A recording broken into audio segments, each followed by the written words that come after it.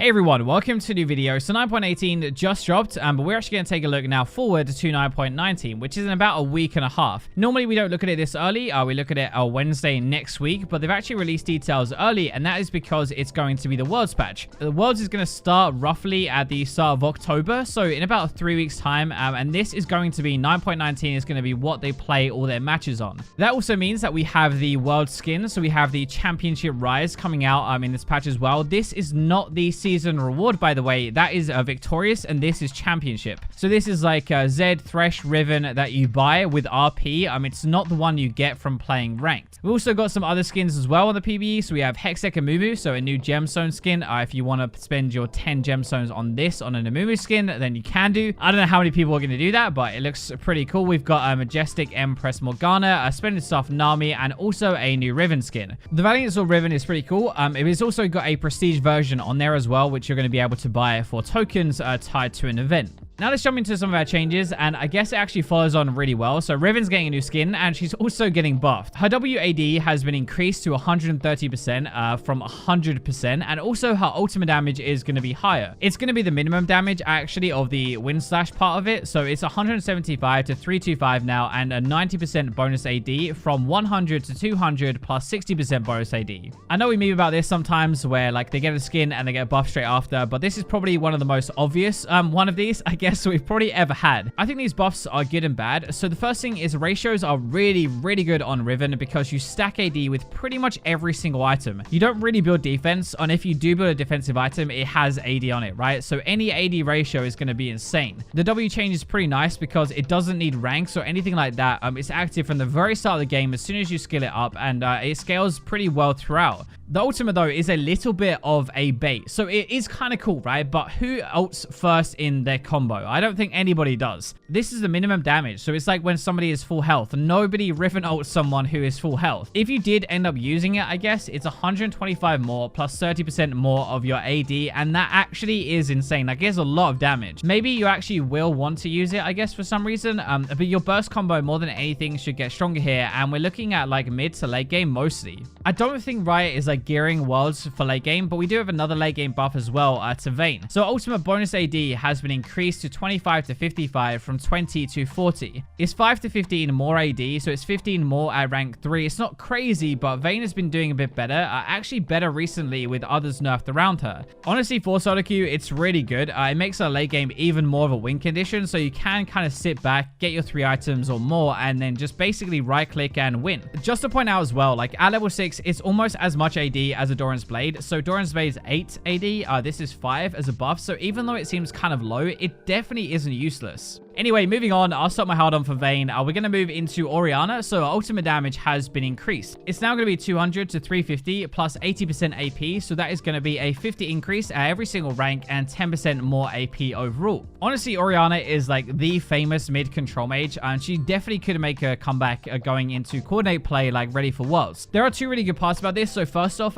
50 base every single rank, and that is most important early game. 50 damage when somebody has less than 1,000 health is actually quite a lot, especially when it's all going to be AoE damage and it can hit more than one person. The next part is the ratio, so 10% more, and that is when you have more items mid-game, right? Well, mid to late game at least, so you're going to do even more damage at that point. I would guess you're probably looking at like 100 plus more damage to everybody it hits, which actually should net you a few more kills. So you have the base for early, and then you have the scaling for later. So far, these have all been buffs. We do have some nerfs in this patch as well, though, and the first one is to Yuumi. It's all focused around her Q, so the slow has been changed to 20% at all ranks from 20 to 68%. That is pretty hefty, but also the slow decay has been lowered to 1 second from 1.5. Right now on live servers, she's still very good at chasing people down, so they're going to go after that part of her kit now instead of like the damage or anything that they've done before. The slow is a flat 20%, so even when it's maxed, and that is like only level 9, remember, normally I used to be 68%, but you're not going to get anywhere near that now. It's a pretty huge nerf. A lot of this was like your chase potential. It was your setup as well. So that's really going to be affected. And apart from the healing and your ultimate, this was a really big reason why Yuumi is actually pretty good. The other thing is that it only slows for 1 second now as well, not 1.5. So it's kind of like a double nerf, right? It doesn't slow as much. It doesn't slow for as long. So I would expect Yuumi to be pretty bad for solo queue, at least after this patch. Okay, so next up we have some big changes for Sylas now here as well, specifically aimed, I think, at killing off the jungle role. So his base armor has been lowered by 7 to 25. That is an absolute ton, and armor per level lowered to 1.5 from 3. His passive damage has also been changed, but we're going to go into that a little bit more. Look at the numbers, but I'll explain it in a second. When we look at jungle Sylas, it's a really good pick at the moment, but the thing is, like, you're now going to have a magic shield on your E. That's been a couple of patches. You're going to have 7 less armor to start with, half as good scaling. It's pretty ridiculous. It's a pretty big nerf, but the thing is, even if they want him to go back to mid lane now, having any AD champion against him like a Zed or a Talon or whatever it's going to be, that's going to be a really bad matchup now. So the passive is a little bit strange, but I think the most important part is that it used to be dealing this damage to his target and everybody around, but if that was a minion, it would deal 50% damage. Now that's very different though, because it deals full damage to the target, but then lower damage to all other enemies, whether they're a minion or not. So jungling camps will be way worse because the AoE damage is going to be worse. Diving into multiple champions will be worse as well. The one good thing is that it isn't half damage. You actually have the same amount of AP now, so that is obviously like most of your items, which is really good, and a lot of your damage, but there is no base, which sucks for early, and half the AD use. I think because Sylas has been in every single game recently, at least in pro play, they're giving him the kind of the Aatrox and Akali treatment that we did have in 9.18, where they just nerfed him into the ground.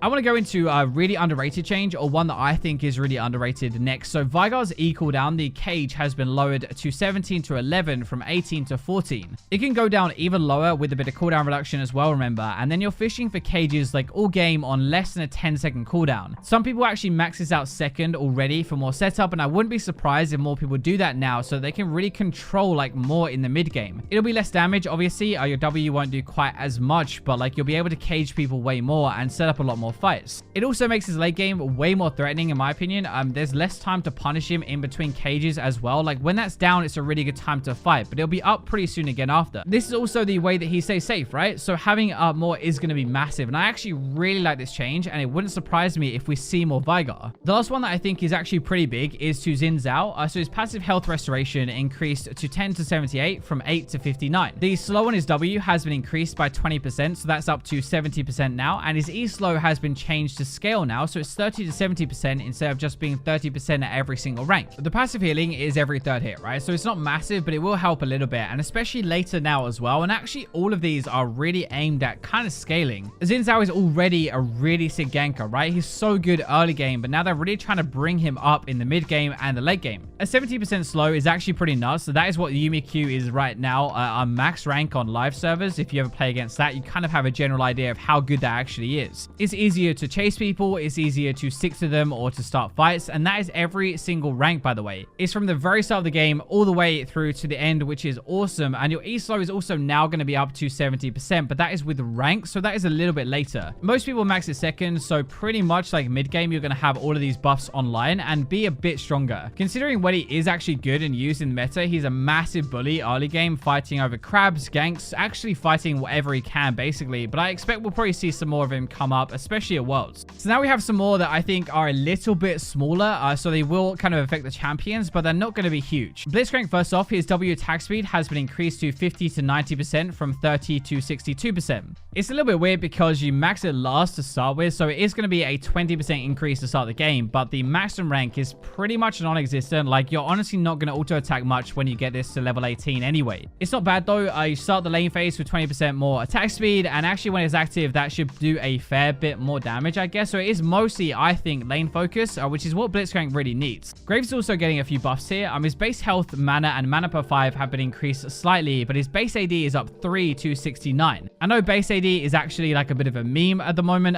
when they get a buff and stuff, but for a jungler especially, it's actually pretty good. I've actually seen a bit more of him recently, and he does pretty well. He scales amazingly as well, so if his early game can be brought up with some buffs like this, I should actually really help him out. I know right now Korea has a bit of a hard-on for him, where they play him with a bit more lethality and burst and stuff like that, so we might actually see him a little bit more, especially in solo queue. Next up, we have one for Heimerdinger, so I know Rezone is going to be really happy with this. Probably the only Heimerdinger player in Europe though. But base health and base base AD are slightly up, which is cool, but the Q cannon attack AP ratio increased by 5%, and then your E stun duration is up 0.25 seconds. But this is kind of cool because your setup is going to be better. You're going to be able to set up the rest of your combo a little bit more. Your beam should be a little bit more accurate with the extra stun duration on your grenade. Mostly it's kind of aimed at his mid game, I think. His late game seems to be pretty decent already, so this is probably like one of the phases apart from early where he loses a fair amount of games, so it's actually probably a decent buff. Next up, I'm actually a little bit surprised. So Mordekaiser is getting a buff. Now, right now, his win rates are actually pretty good for solo queue, at least. I know we haven't really seen him a ton in pro play, but at least in solo queue, he is a good champion.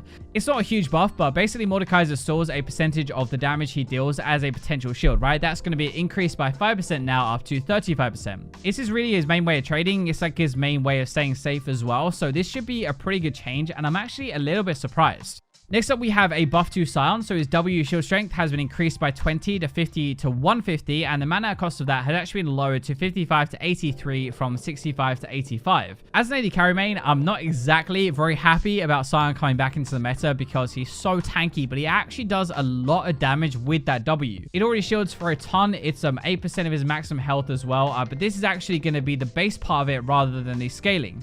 Last up, we have another kind of tweak to how Tom's health is going to work with his thick skin. So if you remember, they changed a lot of it around, but this is actually focused on the health regen part. So that is now changed to 30 to 100% based on level from just a flat 75%. This is a part where damage is converted to great health, but if you don't consume it and it's allowed to decay, 30% of that is going to now regen, and that is going to increase to 100% over the game. Obviously, starting at 75% before means this actually is a pretty big nerf for the lane phase and the early kind of trading. He's not going to be able to stay in lane as much at all, but when you get to later stages of the game, it should be a little bit better.